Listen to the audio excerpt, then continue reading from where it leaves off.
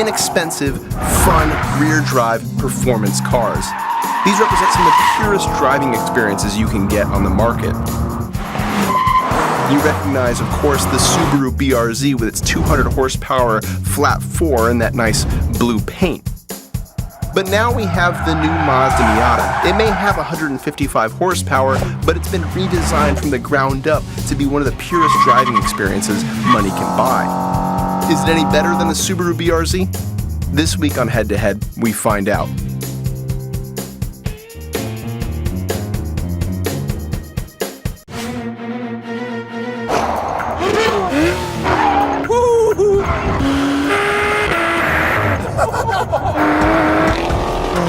This is the manliest thing I've ever done in my life. You might be surprised to learn that the car with the less power wins the drag race.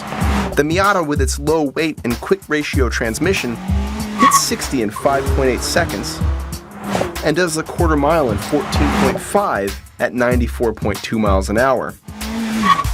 The BRZ is heavier and doesn't launch as well as the Miata, reaching 60 in 6.3 seconds, and the quarter mile nearly half a second slower than the Miata at 14.9 seconds at 94.6 miles an hour. The Miata edges out a braking advantage, stopping from 60 miles an hour in 111 feet. It takes the Subaru BRZ 116 feet. Though the BRZ offers a bit more precision and flatter handling, it's half a second slower around the figure 8 than the Mazda Miata, taking 25.7 seconds on its lap. The Miata was easy to maneuver, although it had a lot of body roll. Still, it was faster overall, with a 25.2 second lap around the figure 8.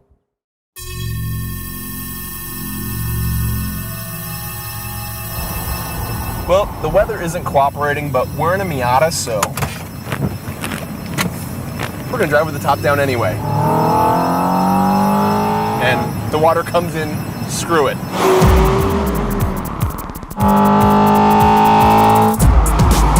The new Miata, it's smaller, it's lighter, and it has less horsepower, so the pounds per horsepower thing kind of averages out anyway. This whole car, though, is about fun as a driving experience. It always has been. And after spending a decent amount of time driving this new version, I can say it definitely still holds true to that commitment to fun. This is a car that's all about enjoying the experience of driving, regardless of the speed, regardless of how hard you're pressing on it into corners. It's just about top-down motoring, enjoyment.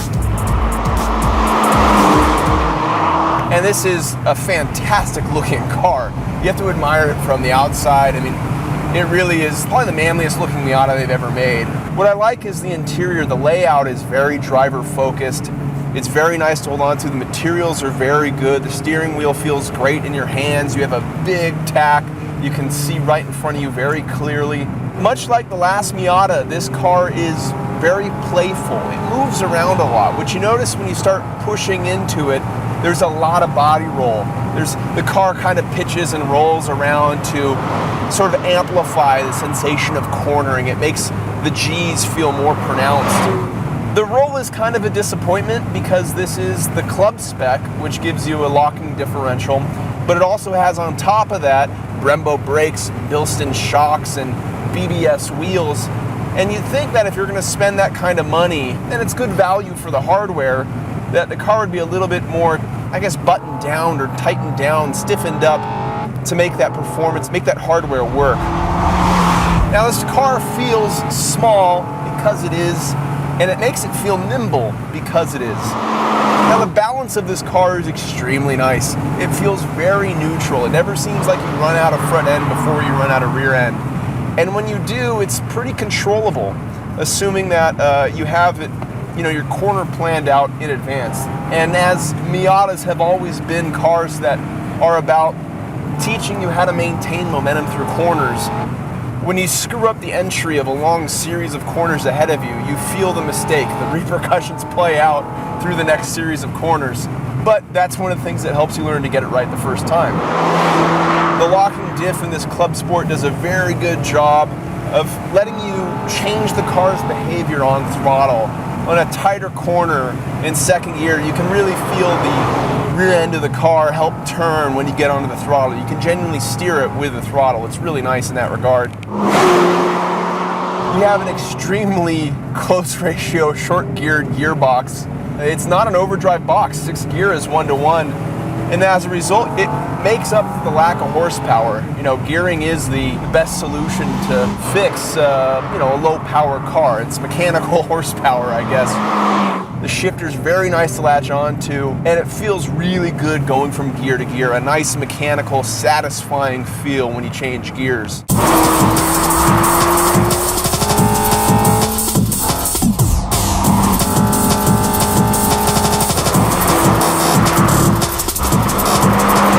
Now, I like this car for the same reasons I've always loved Miatas. It's small, it's playful, it's more about joy than about being serious in terms of your driving experience. But it's those things that make this car so satisfying to drive, those sort of intangible traits that you know when you feel it, but you can't really put a number against. It's very much a toy. It still has that toy-like quality where you just can't really take it seriously, and you can't take yourself too seriously while driving it. I mean, it's a Miata, for crying out loud.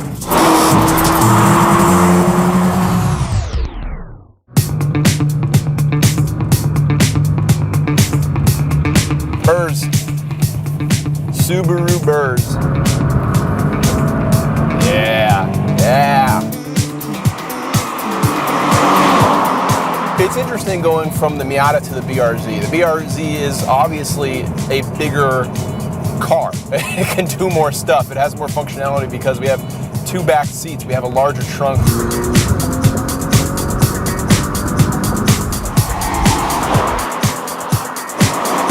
It's interesting though is that this car feels slower. It has more horsepower, but it also has longer gearing. And as a result, it's actually, feels slower. There's also a dead spot in the power band, right about 4,500 RPM it seems. I think dyno curves have shown that too. That when you're driving this car fast, you spend a lot of time in there when you're shifting and whatnot, and that dead spot really affects the way the power delivery feels. It feels like there's a bit of a lull. In terms of pure handling though, I think I like this a little bit more than the Miata, and that's a statement that takes some explanation. It's going to be the small differences that separate them because the Miata is so good at being a toy. And that's the reason why we gave it the win over the FRS a handful of years ago. This BRZ though is sharp in its handling, it's accurate, it's slower to my butt, but the balance is very nice. It doesn't have that roll that the Miata does. It doesn't feel as playful. This is a car I want to push harder, I want to drive faster. The Miata I'm content with at moderate speeds because I'm having fun. This is something that sort of engages me in a different emotion than the Miata does. The Miata's joy, this is a bit more thrill and seriousness. The Miata definitely has the better drivetrain. The shifter feels better, the clutch and pedals and this, that all that stuff feels better. The Miata sounds better than this flat 4.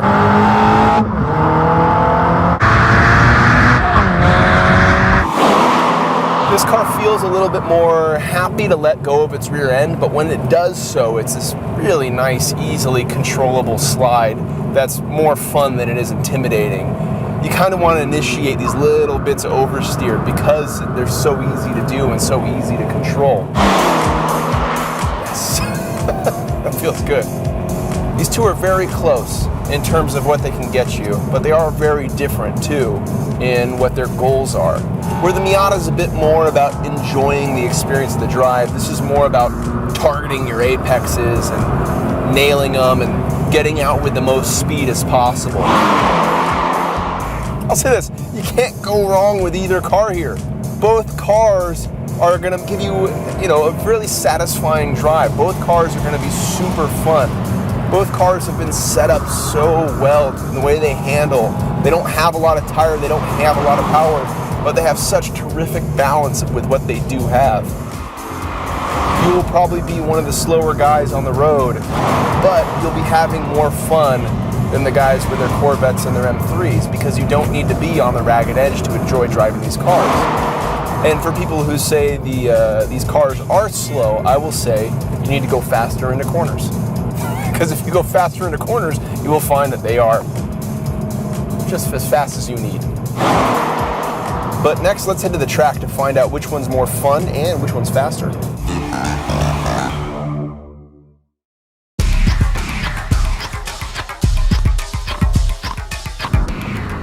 It's the last sweeper at Streets of Willow in a 2015 Subaru BRZ. Run this thing through the gears, quick, slick shifter, 7,400 RPM redline with a shift light, like a race car. Nice, firm brake pedal, really excellent braking feel.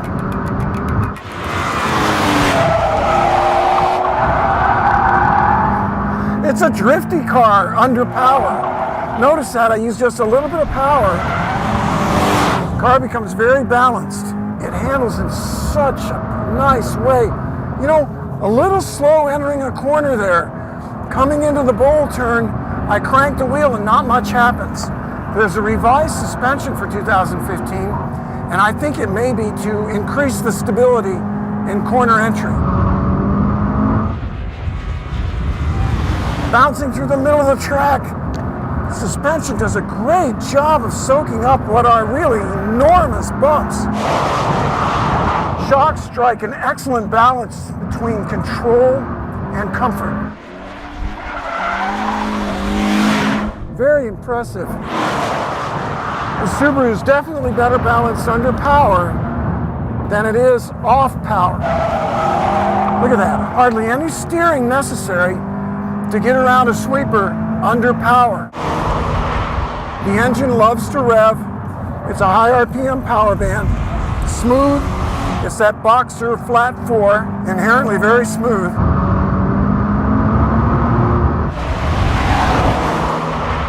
Tremendous bite from the brakes. Again, I really like the braking feel entering turn 2. Look at that balance. It's so nice.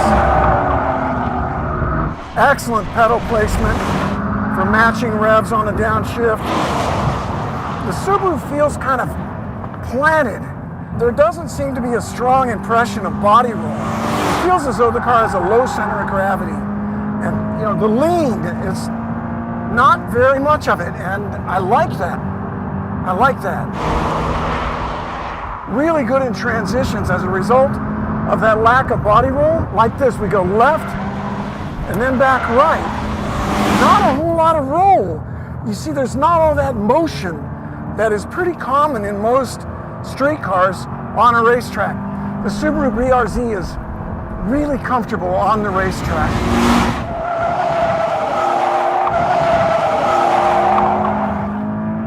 What an enjoyable car to drive on track. Just love it. You could really pick your apexes with the BRZ. Just a terrific car. I recommend it to any enthusiast who likes a lightweight handling car in the traditional sports car style.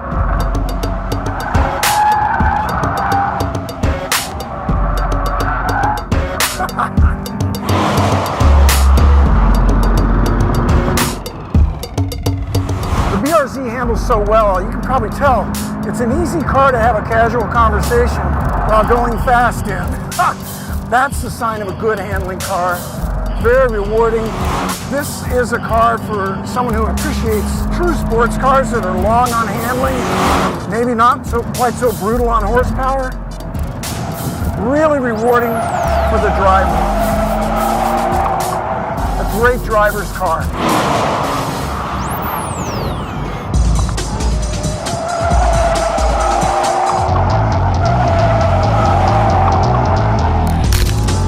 Entering the front straight at Streets of Willow in the brand new, all new Mazda MX-5 Miata.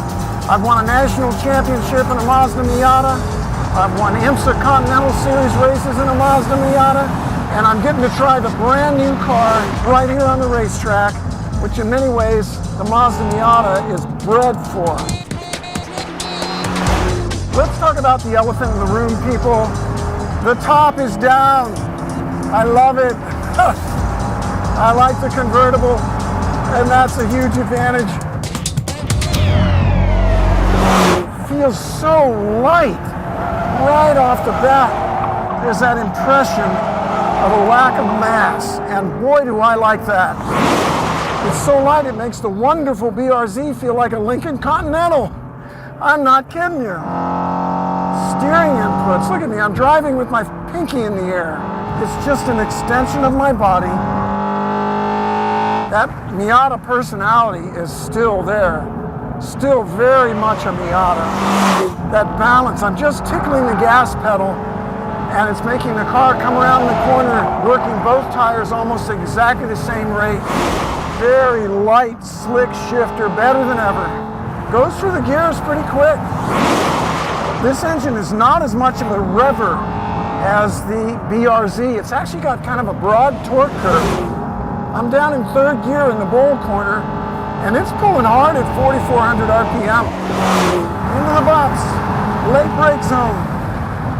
Tremendous power under braking. I'm sure the Mazda is generating a lot more G-force. I can feel it in the seat of my pants. Some of that is a result of the lightweight. A lot of it is a result of the more aggressive tire. I love that long sweeper in the Miata. So balanced.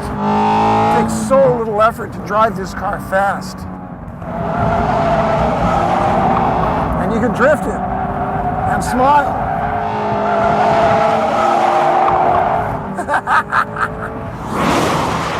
I like that. What's great about a Miata is this car is a toy. It's not trying to be anything more or less than a toy. Something for fun. Put the top down on a beautiful sunny day in the desert, drive it hard around the racetrack, and it's so lightweight you're not using up brakes, you're not using up tires, you're not even using up much fuel. In these S's, I feel a very clear difference, and this is in feel. That roll one way, back the other way, especially in the transitions, the BRZ has far less roll. In the Miata, it's quite dramatic. Rolling back and forth, and this is the club model. This is the sporty one. Look at the tail, you see that rotation? The Mazda has less understeer on the way into a corner than a BRZ does. See this? You can just kick it loose right on the way in. With a BRZ, that's almost impossible. When I release the brake, it's like the Mazda turns itself, whereas the Subaru generates some understeer on the way in. That is the biggest difference in the handling characteristics of the two cars. I don't feel understeer anywhere, folks, especially under power. When it comes to driving, this is a tough one. Both cars are fantastic on the racetrack. I really enjoy them. I like the broad torque curve and the light weight of the Miata. The BRZ, I like the lack of body roll and its low, planted feeling. Frankly, if we don't count the top here, it's really hard to pick one over the other. I love them both, but I think I'm going to have to go Miata. I don't like the body roll, but I do love the more balanced feel on the way into a corner, and especially numero uno, the light weight. I love the light weight of the Mazda Miata. Now we're going to head for pit lane, put the top up, go for the pure lap time. It's not as good for your suntan, but it's quicker that way. And we'll see how these cars compare in terms of how fast they can get around the streets of Willow.